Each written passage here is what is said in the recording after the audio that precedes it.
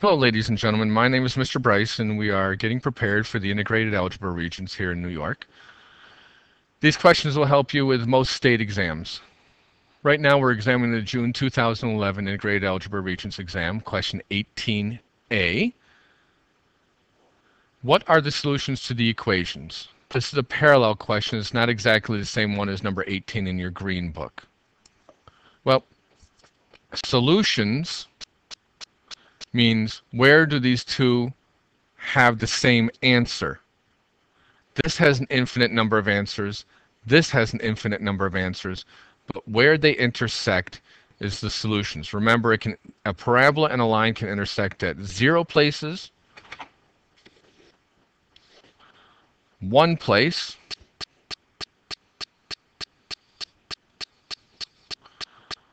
or 2 places.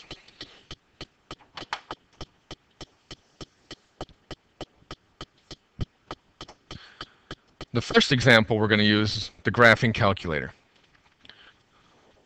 We type in the first equation. Now you can use the caret key or you can use the square key. That's where the X key is. Make sure you use the minus key instead of the negative key. Now this one, y equals x, is very straightforward. We're going to look at the graph to see where they cross.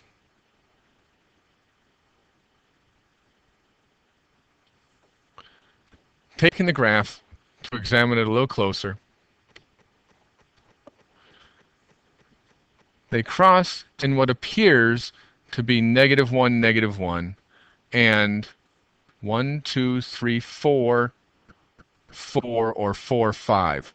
How can I be absolutely sure that those are the solutions? Let's take a look at the table. And remember, I was thinking -1 and 4, 4, or 4, 5. So the table,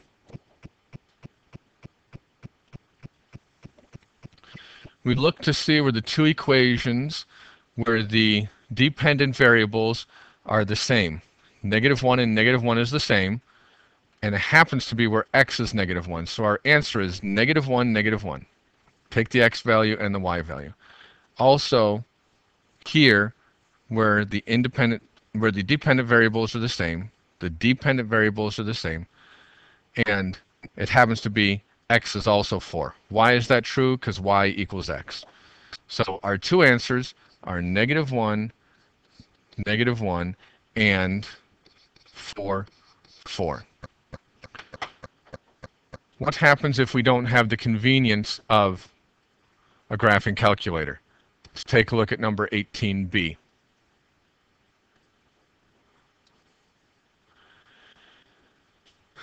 This equal sign is a very important statement. It means instead of writing y, I can write x minus 5. Instead of writing whatever's on the left-hand side, I can write all the stuff on the right-hand side. That's what equals means. Instead of giving you a dollar bill, I can give you 4 quarters. You'll still have the same amount of money to go to the store and buy whatever you want to buy. So we're going to use substitution. The first equation, instead of writing that y, I'm going to write -x plus 5 equals, then I'm going to write the rest of this. Wherever there's a y, I'm going to write -x plus 5. Examining it, there are no more y's. So I just write x squared minus 8x plus 15. It's important to realize that this is a quadratic equation. The exponent is 2. When I think of quadratics, I normally think of factoring.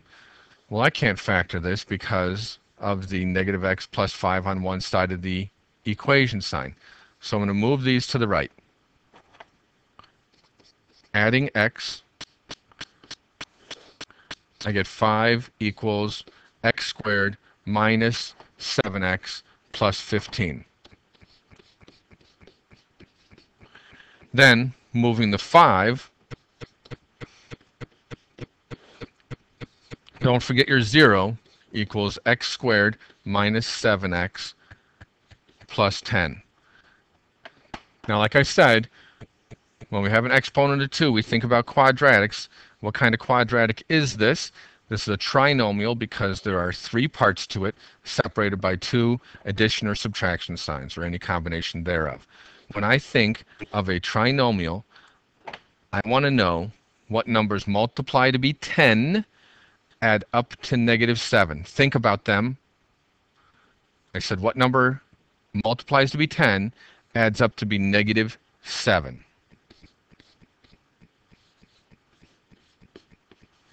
Yes, we can change the order because they are commutative. Now, there's a zero property that we know. If 857,962 times what number equals 0? Well, this would have to be 0. One of the two numbers has to be 0 if the product answer is 0.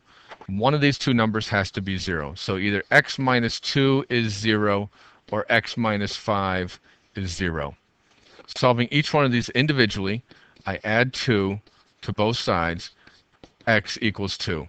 I add 5 to both sides, so x is 5. What do you mean I'm not done? I only found the x value. I'm going to take this simple equation, y equals -x plus 5, and I'm going to substitute in 2, y equals -(2) plus 5, so y equals 3 when x is 2. So one of the answers is 2, 3. And when x is 5, I'm still going to use the same y equals -x plus 5. Y equals -5 plus 5. So y is 0 when x is 5. So when x is 5, y is 0. There are my two answers. If your answer is a whole number or an integer, then using your graphing calculator is the easiest method. This is the algebraic method. When the Regents tells you show your work and only an algebraic method is acceptable, this is what they're looking for. Let's take a look at the next question, number 19. Translate an algebraic expression. Translate this to be an algebraic expression. No equal sign. The difference of 10 and 8 is as simple as 10 minus 8. 19b, translate into an algebraic expression. Do you know what it is? Go ahead and hit pause. Get it? Check my answer. Twice the sum. 2, sum means find that answer yet. 3 and a number. Why did I have to put it in parentheses? Keyword sum means find this answer before you find any other answer. The only way to do that is to put it in parentheses.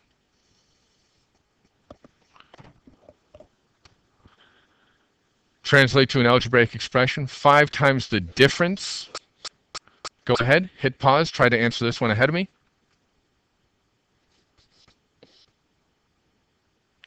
A number and 8 is in the same order that it gives you. Why did I put it in parentheses? Difference means find the answer to this subtraction problem before finding any other answer. That's why it has to be in parentheses. 19d, go ahead, hit pause, try to beat me to the answer.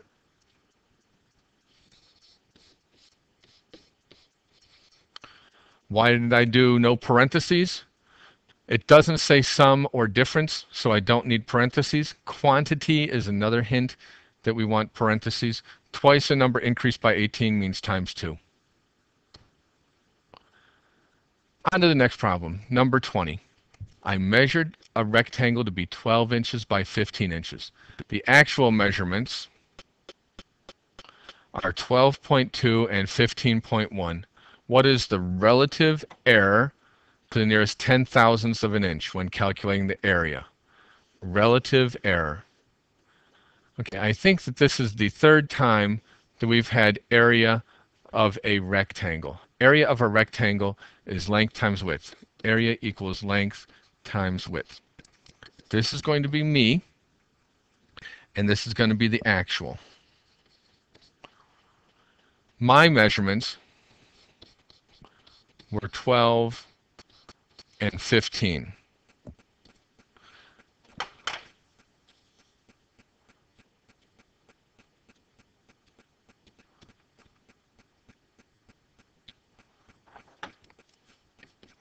That's 180. The actual area equals length times width for a rectangle. The actual is doing 12.2 times 15.1.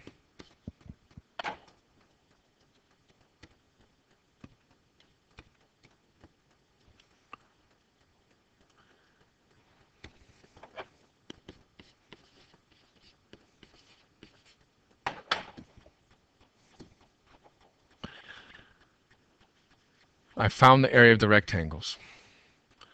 It asks for the relative error. If you don't know what the formula is for relative error, make sure that you write it down on the inside cover of your green book. Relative error. Me minus the actual all over the actual.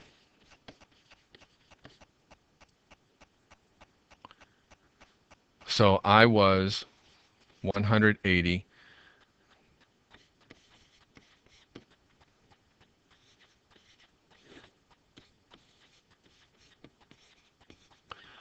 The science department and I agreed that this is the formula because then we're going to find out if your relative error is too small. If you make a small mistake, you're going to have a negative answer. If your work is too big, you're going to have a positive answer. So when we subtract these two, we get 4.22 over 184 and 22 hundredths. This is what we get on our calculator. Scrolling up, it says, I measured a rectangle. What is the relative error to the nearest 10 thousandths? That's what I was looking for. Where do I round it to? Tenths, hundredths, thousandths, 10 thousandths.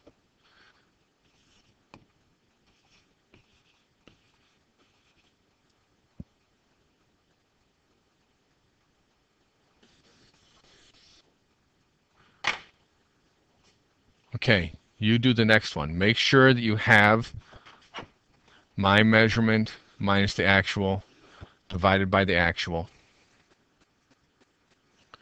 This is your turn.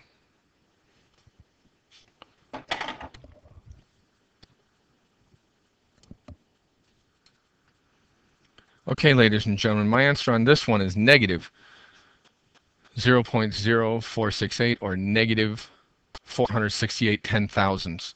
While I was doing this one, I realized that I hadn't had a negative on this answer because I forgot my negative sign right there.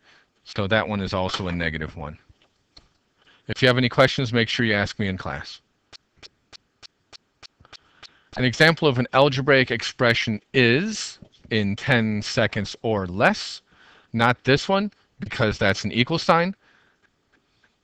Not this one, because that's an equal sign. What did I do here just a second ago? I made that an arc, the sine of angle A. Not this one, because this is an inequality. This one's an expression. These are inequalities. These are equalities or equations. And this is an expression. If you don't know what an expression is, make sure you write one down. If you don't know what an inequality is, make sure you write it down. It's a less than or a greater than symbol. Number 22.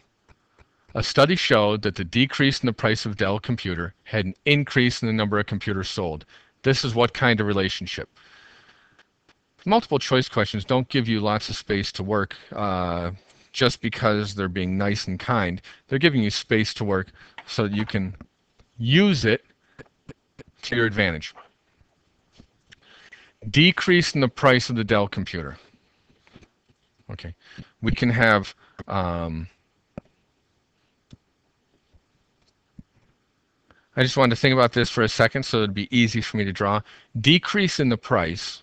So if we start with a high price, there's going to be not very many computers sold. And that's what it says, that as the price decreases, the number of computers sold increases. So here are the sales on the bottom. Sales are increasing as you go to the right. The price is decreasing. So if this is $100, this might be 1 million computers sold. And if this is $50,000, maybe they sold 10 of them. Okay? So as the price decreased, the number of personal computers or whatever kind of computers are sold. What kind of relationship is this? I had to do a little sketch. So let's see. Is this a positive correlation? No, because it's not going up. Positive correlation is as one increases, the other increases. So we can get rid of choice 1 and choice 3 because it's not a positive correlation. Negative correlation, yes. Causal, do you think that the decrease in price caused more people to buy more computers? Yes, that's definitely a causal relationship. You'll learn in economics class when you're a senior. Negative correlation, yes. Not a causal relationship. No, there's a cause and effect here. The lowering the price gave the people an incentive to buy more computers. Number 23. Given the set of numbers 1, 2, 3, 5, 8, 13, and 21. 1, 2, 3, 5, 8, 13, 21. There's a pattern there. Okay. And set B, 1, 3, 8, 4, 8, 10, 12, 16, and 20. What is the intersection of those sets? Where are they the same?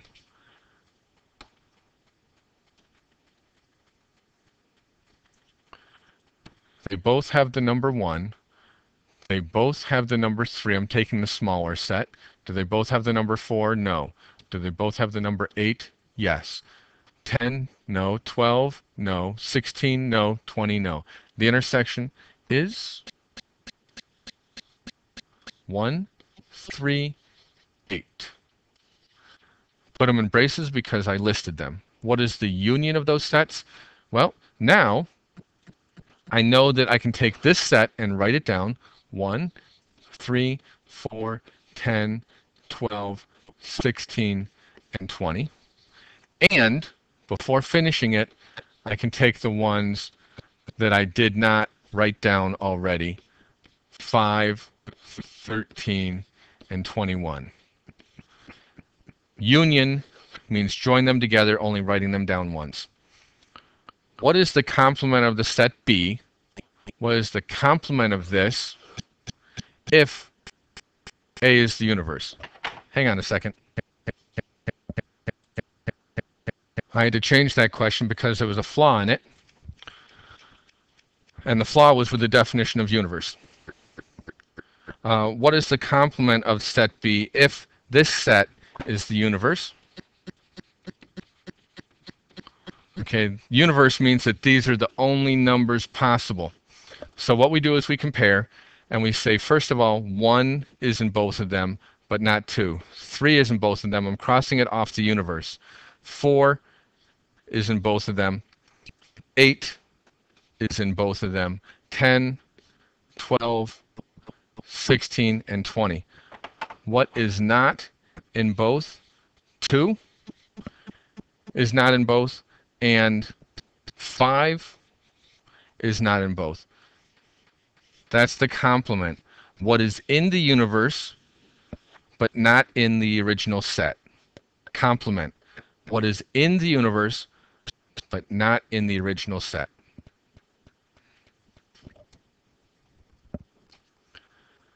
We're going to stop here from now. If you have any questions, make sure you ask me in class.